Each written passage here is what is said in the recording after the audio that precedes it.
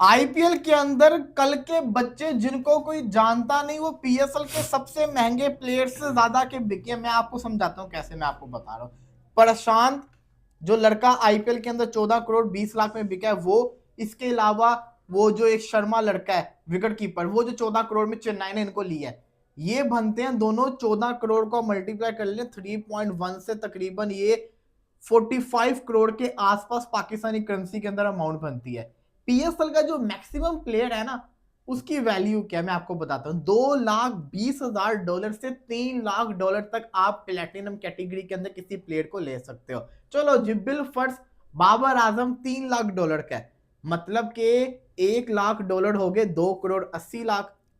इसी के साथ साथ तकरीबन 8 से 9 करोड़ का पाकिस्तान में प्लेटिनम कैटेगरी का प्लेयर होता है, जो कि अराउंड आता है $3 लाख के अंदर, पाकिस्तानी रुपीस। हाँ पाकिस्तानी रुपीस। एक तरफ ये, और दूसरी तरफ प्रशांत जिसने आज तक कभी कोई इंडिया की तरफ से मैच नहीं खेला, डोमेस्टिक खेला हुआ है, वो विकेट कीपर लड़का, उसने आज तक इंडिया की तरफ से मैच नहीं खेला, उनको इतना पैसा, उनको जिसको कहते हैं ना पीएसएल के प्लेटिनम से ज्यादा पैसा मिल रहा है। तो आप अंदाजा लगा लो फिर आईपीएल क्या चीज है, क्या चीज है। आईपीएल की ऑक्शन के सबसे महंगे प्लेयर्स के ऊपर मैं बाद में आऊंगा, लेकिन मैं पहले आपके साथ एक चीज शेयर करना चाहूंगा। आईपीएल के अंदर सेकंड राउंड के अंदर जब जो अनपिक प्लेयर्स थे दोबारा से उनका नाम आया, लियाम लिविंगस्टन भी सोल्ड हो गए 13 करोड़ के अंदर, उनको लिया जी, लिविंगस्टन को लिया जी सनराइजर हैदराबाद ने। इसी के साथ साथ जॉश इंग्लिश को ले लिया लखनऊ ने भाई साहब, 8 करोड़ के अंदर, जो बंदा सिर्फ 4 मैचेस के लिए अवेलेबल है। इसका मतलब ये है कि 8 करोड़ को 4 मैचेस पे डिवाइड करो, वो एक मैच का 2.25 करोड़ लेगा। 2 करोड़। Are they insane. लेकिन इसके पीछे थिंकिंग क्या हो सकती है, जो मैं सोच रहा हूं ना, वो अगले सीजन का सोच रहे हैं, वो इस सीजन का नहीं। वो अगले सीजन में अगर इसको रिटेन करते हैं तो 8 करोड़ के अंदर उनको एक बड़ा अच्छा खिलाड़ी रिटेंशन में मिल जाएगा। अगर वो लॉन्ग टर्म प्लानिंग के ऊपर जाए तब तो सही है, लेकिन इस सीजन के अंदर सिर्फ 4 मैचेस वो खेलेगा, डेट इज टेरिबल ब्रो। समझ से बाहर है ये क्या किया। इसी के साथ साथ पीएसएल का बड़ा नुकसान हो गया। इस्लामाबाद का मैथ्यू शॉर्ट और जेसन होल्डर ये चले गए हैं, आईपीएल के अंदर सोल्ड हो गए हैं। इसी के अलावा कोयटा का फिन एलन और अकील हुसैन, ये जो कहते हैं ना आईपीएल के अंदर सोल्ड हो गए हुए हैं, ये भी अवेलेबल नहीं है। इस्लामाबाद का ही बेन डिवॉरियस, वो भी जिसको कहते हैं ना सोल्ड हो चुका हुआ है। तो कहने का मकसद ये है कि काफी सारे प्लेयर सोल्ड हो गए। इससे पहले तो जो सेकंड राउंड नहीं हुआ था ना, तब तक जिसको कहते हैं ना, मैं आपको बताऊं, वो पीएसएल में बड़ा खुश था। सचिन रविंद्र, लिविंगस्टन, जोनी बेस्टो, बड़े से बड़ा नाम अवेलेबल था, लेकिन अगले राउंड के अंदर सारे के सारे सोल्ड होके रह गए। लेकिन जो आज के अब्दुल्ला साहब सबसे महंगी पिक, कैमरून ग्रीन। हमने कल भी कैमरून ग्रीन का ही कहा था कि सबसे ज्यादा महंगा बिकेगा। आपको बताता चलो, जो उमर भी बात कर रहा था, आईपीएल का तो एक रूल है, तो वो रूल सामने आ गया। कैमरून ग्रीन बिका है 25 करोड़ तो 20 लाख का। कैमरून ग्रीन को 25 करोड़ नहीं मिलेगा। कैसे नहीं मिलेगा? आईपीएल का एक रूल है, वो क्या है? चैरिटी रूल है। इन्होंने कहा था कि हम फॉरेन प्लेयर्स को 18 करोड़ से ज्यादा नहीं देंगे, अपने डोमेस्टिक प्लेयर्स को मिलेगा, नेशनल प्लेयर्स को मिलेगा। तो हुआ कुछ यूं है कि 18 करोड़ लिमिट है। 18 करोड़ से जितनी भी ऊपर की वैल्यू होगी प्लेयर की, जैसे कि कैमरून ग्रीन को 18 करोड़ से ऊपर वो 25 करोड़ पे कहानी गई है उसकी, तो ऊपर का जो 7 करोड़ 20 लाख है वो बीसीसीआई के फंड्स के अंदर चला गया, जिसके ऊपर वो चैरिटी करेंगे प्लेयर्स को। तो मतलब ये कि कैमरून ग्रीन 18 करोड़ ही लेगा, उसको उतना ज्यादा पैसा नहीं मिलेगा। वो पुरानी बातें होगी जो होनी थी।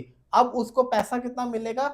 18 करोड़। बाकी जितना ऊपर की रकम है वो फ्रेंचाइज बीसीसीआई को देगी। क्यों? वो जो कहते हैं ना, बीसीसीआई अपनी फंडिंग वगैरह, चैरिटी वगैरह करेगी। जो ये रूल था वो सामने आ गया। तो जाती नहीं है वैसे। अब सही है, देखो ना, आप फॉरेन प्लेयर्स को इतना पैसा क्यों दो?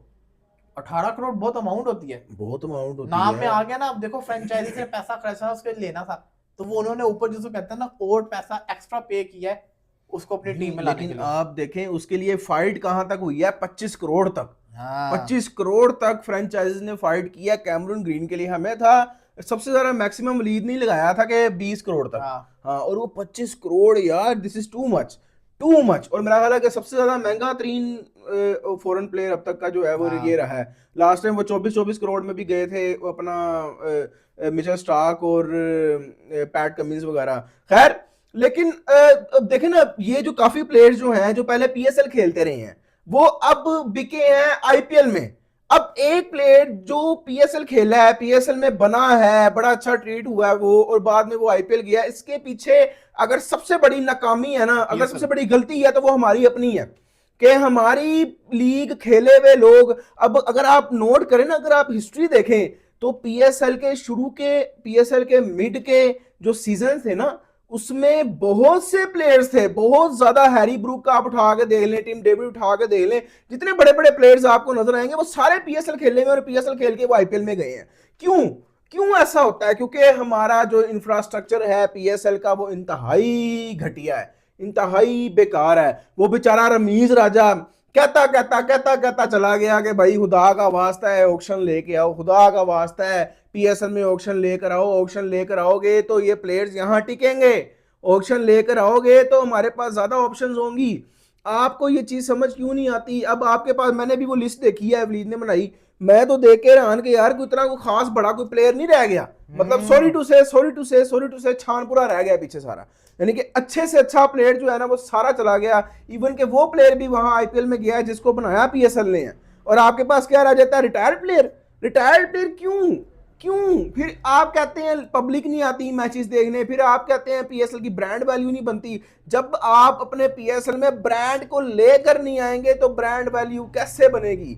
मैं हैरान हूं कि क्यों नहीं ऑक्शन लेकर आते, क्यों, क्या आखिर क्या सी, आप क्यों हिचकिचाते हैं आईपीएल को फॉलो करने के लिए? आप क्यों उसका इंफ्रास्ट्रक्चर फॉलो करने के लिए क्यों हिचकिचाते हैं? भाई अच्छी चीज है, फॉलो करो उसको।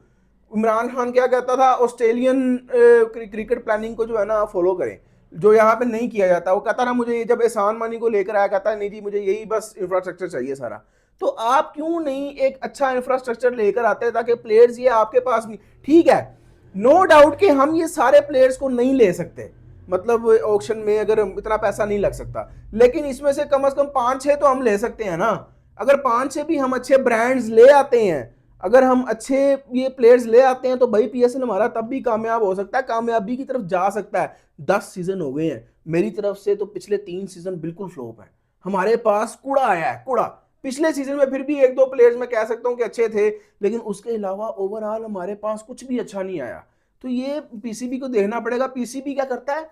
उसको टारगेट करता है जो के धुतकारे होते हैं आईपीएल से। आप उसको टारगेट क्यों नहीं करते हैं जो आईपीएल की तरफ जाने की कोशिश कर रहे हैं? व्हाई नॉट यार, एटलीस्ट ट्राई तो करो ना।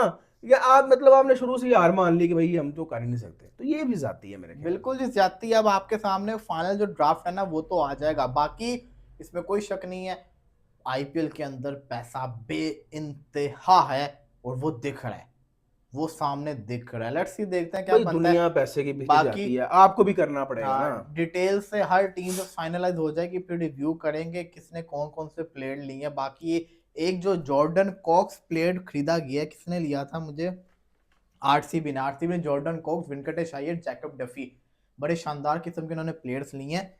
आउटस्टैंडिंग जिसको कहते हैं ना, इनकी टीम बनती हुई मुझे नजर आ रही है। फिलहाल के लिए दीजिए इजाजत, फिर हाजिर होंगे, तब तक के लिए अल्लाह हाफिज़।